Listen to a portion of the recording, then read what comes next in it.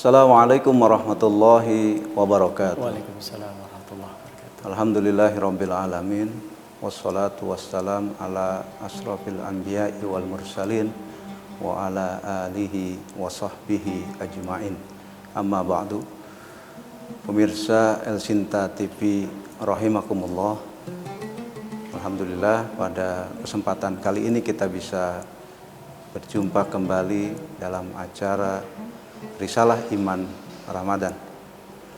Pada kesempatan kali ini kita akan berdiskusi tentang Ramadan dan problematika umat. Narasumber yang akan membahas tema ini adalah Al-Ustadz Haji Syarifuddin Ahmad, Sos MSI. Kita berdiskusi bersama Ustadz. Assalamualaikum Ustaz. Waalaikumsalam warahmatullahi wabarakatuh. Apa kabar Ustaz? Alhamdulillah khair. Sehat ya? Alhamdulillah sehat. Ramadan tambah seger, tambah Amin. sehat insyaallah Ustaz ya. Alhamdulillah insyaallah. Ramadan dan problematika umat. Menarik memang tema ini. Iya. Di tengah-tengah Ramadan saat ini memang banyak problematika dihadapi oleh umat Islam. Apa yang harus dilakukan? Iya, baik. Bismillahirrahmanirrahim. Assalamualaikum warahmatullahi wabarakatuh. Waalaikumsalam warahmatullahi wabarakatuh. Alhamdulillah, salatu wassalamu ala Rasulillah. Rabbi shrah li sadri wa yassir li amri wahlul 'uqdatam min lisani yafqahu qawli. Pemirsa Risalah Iman Ramadan El Sinta TV yang dirahmati Allah Subhanahu wa taala. Alhamdulillah atas kudrah dan irada Allah Subhanahu wa taala dalam suasana puasa di bulan Ramadan kita kembali dipertemukan dalam satu program Risalah Iman, yang mana tentu saja kita sangat berharap dari program ini akan berkorelasi positif ya dengan upaya peningkatan keimanan kita kepada Allah Subhanahu wa taala. Apatah lagi kita bahas ini adalah tentang bagaimana Ramadan kita jadikan sebagai solusi atas setiap problematika yang dihadapi oleh umat ini. Di mana korelasinya atau di mana hubungannya antara Ramadan dengan problematika umat. Ya. Kita tahu bahwasannya di dalam perjalanan sejarah umat Islam, ya, bahkan sejak Perang Badar itu terjadi pada bulan Ramadan, kemudian pertempuran antara kaum muslimin yang sangat sedikit berhadapan dengan tentara Tartar, tentara Mongol, itu juga terjadi pada bulan Ramadan. Artinya di sini bahwa ternyata Ramadan itu bukan justru membuat kita jadi lemah. Ya. Justru Ramadan itulah kita bagaimana penuh semangat, ya, berjuang, bisa survive. Termasuk di dalamnya adalah bagaimana kita jadikan Ramadan ini sebagai salah satu solusi untuk mengatasi problematika umat yang begitu luar biasa. Nah, problematika umat yang kita hadapi, yang pertama itu adalah problematika iman. Dan semua ulama sepakat bahwa persoalan yang paling pokok dihadapi umat ini adalah persoalan iman, persoalan akidah. Nah, ketika iman kita bermasalah, ketika akidah kita bermasalah, dia pasti akan merembet kepada dimensi kehidupan kita yang lain. Apakah itu dari segi ekonomi, politik, budaya, ya, maupun dari aspek kehidupan yang lain. Kenapa? Karena imannya bermasalah, imannya lemah. Atau dengan kata lain, kita umat Islam tidak punya izzah. Ya, Amirul Mukminin Umar bin Khattab beliau sudah katakan la izzata illa bil Islam. Tidak ada izzah, tidak ada kehormatan, tidak ada kemuliaan kecuali dengan Islam. Apa artinya? Nah, kalau umat Islam imannya lemah, jangan harap dia meraih izzahnya, dia meraih kemuliaannya. Tapi ketika umat Islam imannya naik, imannya kuat, itulah dia akan menjadi energi yang luar biasa, ya, untuk bagaimana umat Islam ini bisa survive. Baik Ustaz, tahan dulu, kita harus istirahat nih. Menarik perbincangan kita ini. Iya, siap. Pemirsa, jangan kemana-mana, nantikan Risalah Iman Ramadan di El Sinta TV.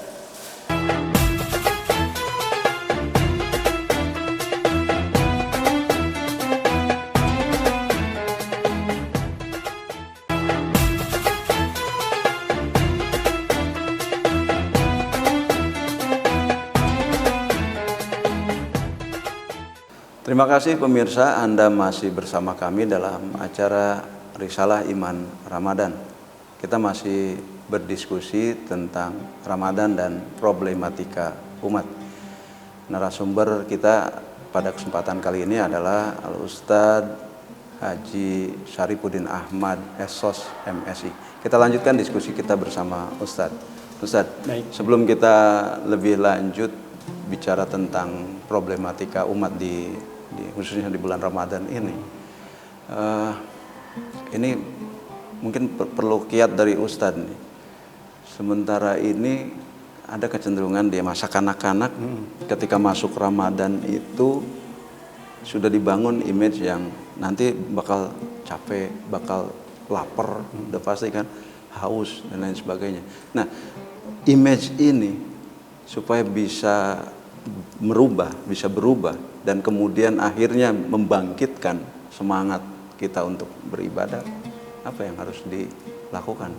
Iya, baik. Jadi Allah Subhanahu wa taala setiap kali mensyariatkan sesuatu kepada hambanya, terutama hambanya yang beriman, Allah pasti sudah menakar batas kemampuan daripada sang hamba. Termasuk di dalamnya adalah ketika Allah mewajibkan kita puasa di bulan Ramadan. Lapar, haus, kurang lebih 12-13 jam. Bahkan ada di beberapa negara di Eropa yang dia bisa sampai 19-20 jam. Bayangkan seperti di Norwegia misalnya. Lantas bagaimana? Apakah kemudian mereka mati gitu? Lantaran puasa yang begitu panjang. Nah, ternyata kalau kita baca sejarah, justru Nabi Isa dan Nabi Musa itu puasanya 40 hari non-stop. Masya Allah. Tidak makan, tidak minum 40 hari. Coba bayangkan. Tidak makan, tidak minum. 40 hari. Kita masih makan dan minum. Ada waktu berbuka dan sahur. Betul. Jadi kalau umatnya Rasulullah Muhammad SAW disyariatkan berpuasa 12-13 jam atau maksimal tadi 20 jam. Itu belum setengahnya dibanding dengan apa yang Allah syariatkan kepada Nabi Isa dan Nabi Musa. 40 hari berturut-turut. Nah, di dalam agama kita juga mengajarkan anak-anak bagaimana agar mereka juga dibiasakan untuk melaksanakan ibadah puasa. Nah, disinilah pentingnya yang namanya sugesti, dorongan, motivasi. Dan itu salah satu diantaranya adalah berangkat dari niat. Orang yang beribadah dengan niat yang ikhlas, dengan niat yang sungguh-sungguh, itu pasti akan berbeda dengan orang yang dia melaksanakan ibadah tapi tidak dilandasi dengan niat. Innamal a'malu binniyah, pasti itu. Termasuk ibadah puasa. Kalau kita sudah niatkan sejak malam atau minimal sejak sahur, bahkan kita minta pada Allah agar diberikan kekuatan, insya Allah kita akan sanggup, kita akan kuat sampai beduk maghrib, katakanlah. Nah, itu contoh sederhana. Ketika itu sudah terbangun, insya Allah siap menghadapi problematika. Itu dia. Jadi disinilah korelasinya tadi, bagaimana Ramadan ini kita jadikan sebagai sarana yang efektif untuk menyelesaikan persoalan-persoalan keumatan. Kenapa? Karena ternyata Ramadan dia tidak saja berimplikasi selama di Ramadan itu, justru yang Allah lihat adalah bagaimana implementasinya, pengamalannya di 11 bulan yang lain. Termasuk tadi problematika utama kita adalah masalah keimanan. Siang hari bulan Ramadan makanan halal ada di kulkas, ada di atas meja makan kita. Tapi kita mohon maaf saya lagi puasa. Siang hari ada orang ngajak berkelahi, Rasulullah ajarkan ini maaf saya lagi puasa. Jadi betapa puasa ini dia perisai. Betapa puasa ini jadi jadi pembenteng lah katakanlah buat kita manakala ada masalah-masalah yang muncul. Termasuk di dalamnya adalah ketika kita baca di dalam surat Al-Baqarah itu kan satu rangkaian tuh, Al-Baqarah 183, 184, 185, 186. Perintah tentang puasa hanya bulan-bulan tertentu, bulan Ramadan dalam ini ayyam ma'dudah, kemudian bulan Ramadan bulan diturunkannya Al-Qur'an. Nah, di ayat yang ke-186-nya apa kata Allah? Wa idza sa'alaka ibadi anni fa inni qarib. Uji budak watada'i idza da'an falyastajibuli wal yu'minu bi la'allahum yarshudun. Jadi Allah katakan kepada Rasulullah, ya Muhammad, apabila ada di antara hambaku yang bertanya tentang aku, katakanlah inni qarib, sesungguhnya aku ini dekat. Sesungguhnya Allah ini dekat. Maka mintalah.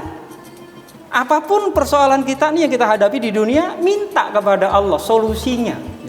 Ya, apalagi di bulan Ramadan adalah waktu-waktu yang mustajabah. Ya, saat menjelang buka puasa, saat sahur sampai masuk waktu subuh. Ya. Jangan kita lewatkan. Jangan kita sia-siakan hanya untuk sesuatu yang tidak mendatangkan kebaikan, tidak mendatangkan pahala. Justru saat-saat itulah kita gunakan waktu untuk lebih dekat kepada Allah. Ya. Apa masalah yang kita hadapi? Masalah pribadi, masalah keluarga, masalah bangsa dan negara, masalah umat Islam seluruh dunia. Minta kepada Allah, karena Allah lah yang akan mencarikan solusi, yang memberikan jalan keluar atas setiap persoalan yang kita hadapi. Ya memang itu tadi, melalui waktu-waktu yang mustajab tadi. Iya. Ya, kemudian Ramadan ini membuat kita semakin dekat dengan Allah, ya kan? Maka insya Allah apa yang ada dalam diri kita, dalam diri umat, Iya. pasti akan terselesaikan. Insya Allah. Ya, atas itu, bantuan Allah kan? ya, itu yang harus kita yakin. Iya. Ya, uji budak wata da'i idza da'an. Aku kabulkan siapa di antara hambaku yang meminta kepadaku. Pasti Allah akan kasih. Tapi kata kuncinya adalah keimanan. Betul, keimanan. Ketika iman situ sudah mantap, maka insya Allah semua problematika hidup manusia selesai. Insya Yang Allah. berikutnya, Ustaz. Baik. Problem yang berikutnya. Ya. Jadi yang pertama adalah problematika umat itu yang kita hadapi sekarang adalah problematika iman, Keimanan. ya, persoalan akidah. Ya. Dan dari sinilah nanti akan merembet ke persoalan-persoalan yang lain. Ya. Nah, masalah problem berikutnya adalah yang kita hadapi adalah pemahaman umat terhadap agamanya sendiri yang boleh dikatakan, mohon maaf, masih dalam level yang rendah. Ya. Kenapa demikian? Ya. Karena tidak sedikit orang yang ketika bicara agama, ya, mereka tidak kaitkan dengan apa yang mereka kerjakan. Oh, jangan bawa-bawa agama dalam urusan bisnis, misalnya. Jangan bawa agama dalam urusan politik. Jangan bawa agama dalam urusan bersosial masyarakat, misalnya. Bahkan yang sangat ironis kalau kita mengatakan bahwa Islam itu dianggap sebagai agama yang eksklusif, ya, sebagai agama yang sempit. Ya. Nah, padahal justru Islam itu adalah agama yang sempurna, syamil dan kamil. Mohon maaf, sampai urusan masuk WC saja, keluar masuk WC diatur di dalam Islam. Betul. Ya, urusan makan minum diatur di dalam Islam. Kalau urusan-urusan yang kecil saja diatur di dalam agama kita, bagaimana lagi dengan urusan yang lebih besar? Urusan tata kelola bangsa, tata kelola masyarakat, tata kelola katakanlah suatu budaya di dalam kehidupan kita. Itu semua pasti tidak lepas daripada aturan-aturan yang memang sudah Allah dan Rasulnya gariskan. Pemahaman. Jadi jangan sampai kita menganggap bahwa Islam itu terpisah dari urusan kita mencari nafkah, dari kehidupan kita secara menyeluruh. Yang ada harusnya adalah bahwa bagaimana Islam ini justru mensibgoh. Dia memberikan warna atas setiap persoalan kehidupan yang kita jalani. Jadi jangan sampai kita berpikir apa sekuler lah, katakanlah ya, orang yang memisahkan antara urusan agama dengan urusan kehidupannya, urusan dunianya. Padahal Islam justru dengan kesempurnaannya mengatur itu semua. Ketika kita berhadapan dengan yang seperti itu, apa yang harus dilakukan, Ustaz? Nah, kembali kepada tadi masalah pemahaman. Ya. Memang untuk persoalan pemahaman ini kan tidak langsung jadi, ada proses yang panjang. Ya, bagaimana mentarbiyah umat, ya, mendidik umat. Katakanlah bahkan kalau perlu sejak usia mereka anak-anak lah, ya, memberikan pemahaman yang komprehensif tentang Islam, mengenalkan mereka siapa itu Allah, siapa itu Rasulullah, bagaimana Islam itu mengatur kehidupan mereka. Nah, dari sini insya Allah ketika mereka beranjak remaja, beranjak dewasa, ketika mereka sudah terbiasa sejak kecilnya dengan pola hidup yang dijalankan sesuai dengan aturan Islam, maka tidak sulit ya untuk bagaimana mewujudkan masyarakat yang baldatun thayyibatun wa rabbun ghafur, atau generasi rabbani, generasi yang memang sudah dididik oleh Allah ya sejak kecil, sebagaimana Rasulullah mendidik para as-sabiqun al-awwalun, ya, bahkan di antara mereka tidak sedikit yang masih anak-anak seperti Anas bin Malik, Ali bin Abi Thalib. Tapi dari situlah ya mereka ini tumbuh besar menjadi generasi yang kuat, generasi yang hebat. Untuk mendapatkan pemahaman yang sempurna, apa yang harus dilakukan oleh umat Islam ini, Ustaz, terhadap agamanya sendiri? Baik, betul. Gitu. Jadi bagaimana Ramadan ini bukan justru membuat kita lemah untuk belajar, malas untuk belajar, tapi justru sebaliknya, kita gali khasanah keislaman, di mana itu nanti justru akan memberikan pemahaman kita tentang Islam yang lebih daripada ketika kita di luar Ramadan. Baik Ustaz, tahan dulu, kita harus istirahat. Baik. Nanti kita lanjutkan setelah yang berikut Ustaz. Siap, insyaallah. Pemirsa, makin menarik perbincangan kita tentang Ramadan dan problematika umat. Namun kita harus istirahat sejenak. Nantikan Risalah Iman Ramadan setelah tayangan berikut ini.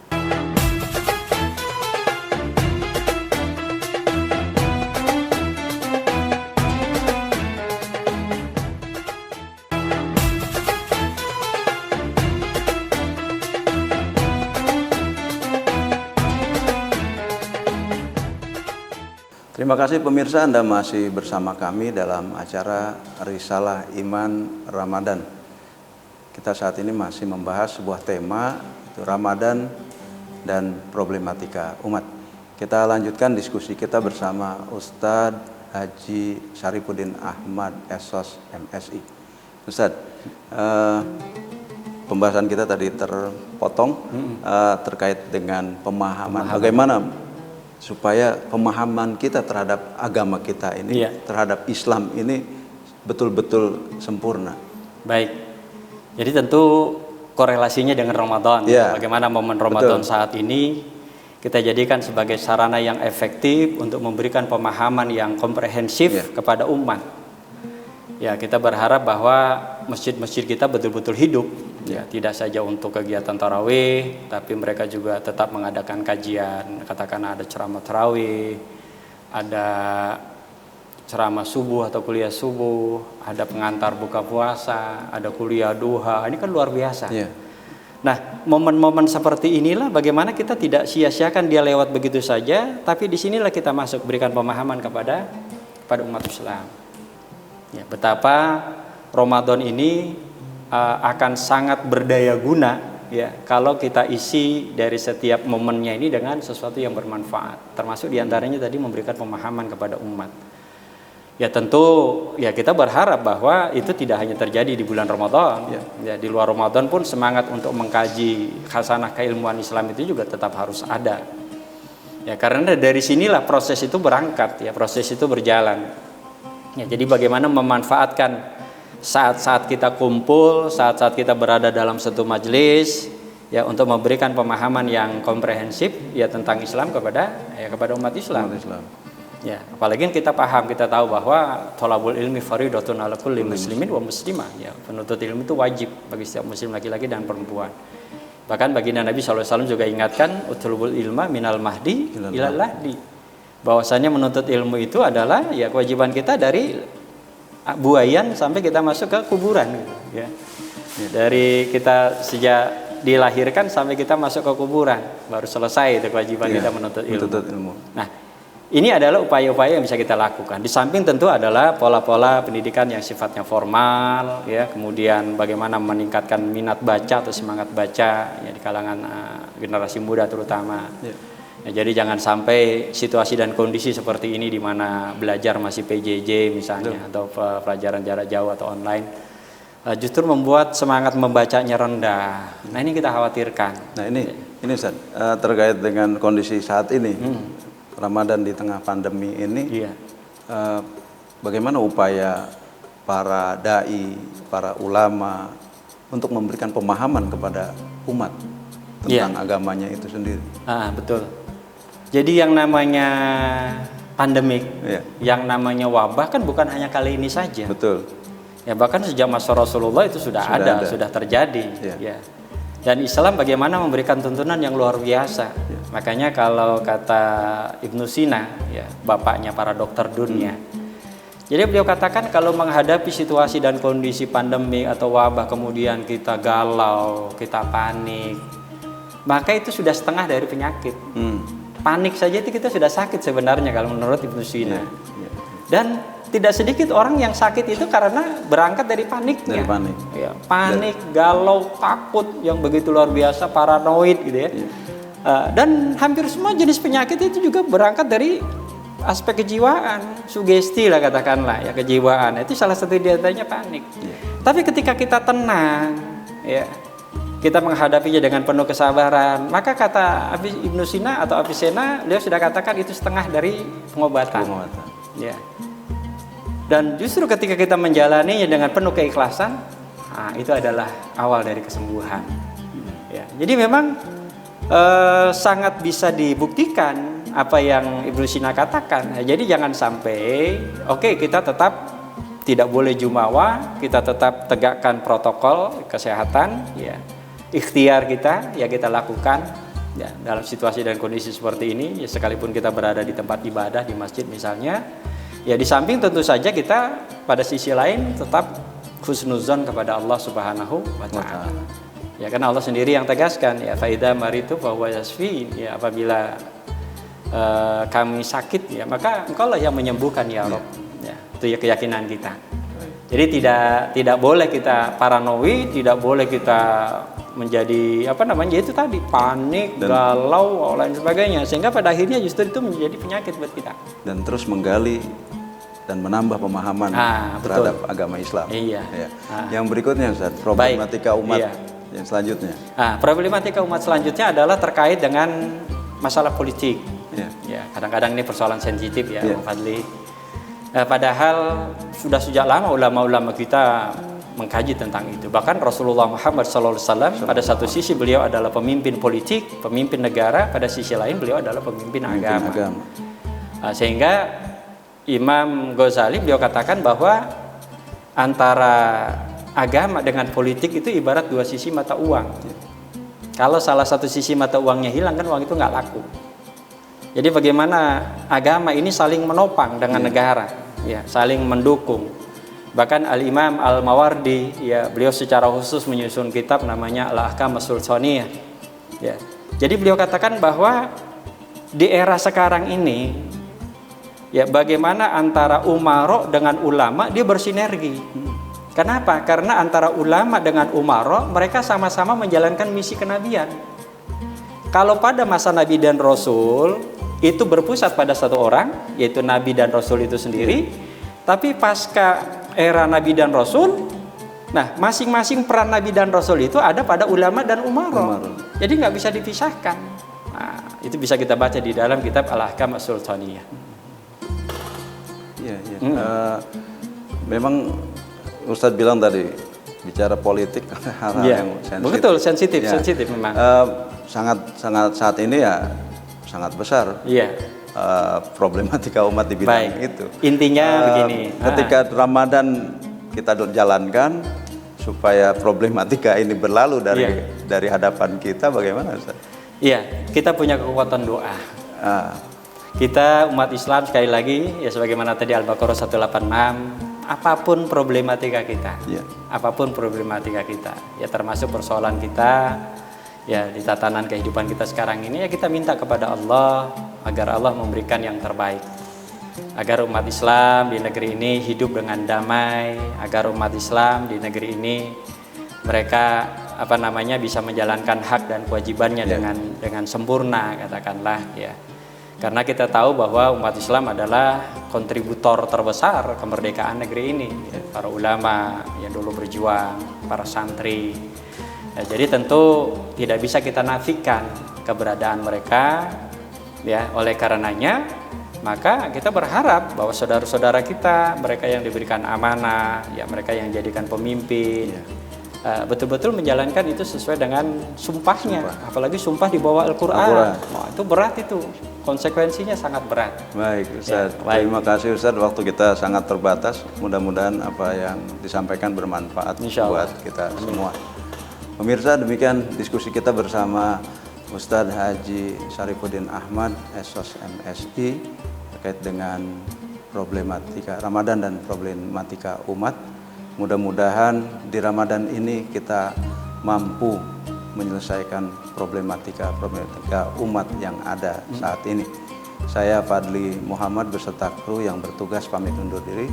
Mohon maaf atas segala kekurangan. Wabillahi taufiq wal hidayah. Wassalamualaikum warahmatullahi wabarakatuh. Waalaikumsalam warahmatullahi wabarakatuh.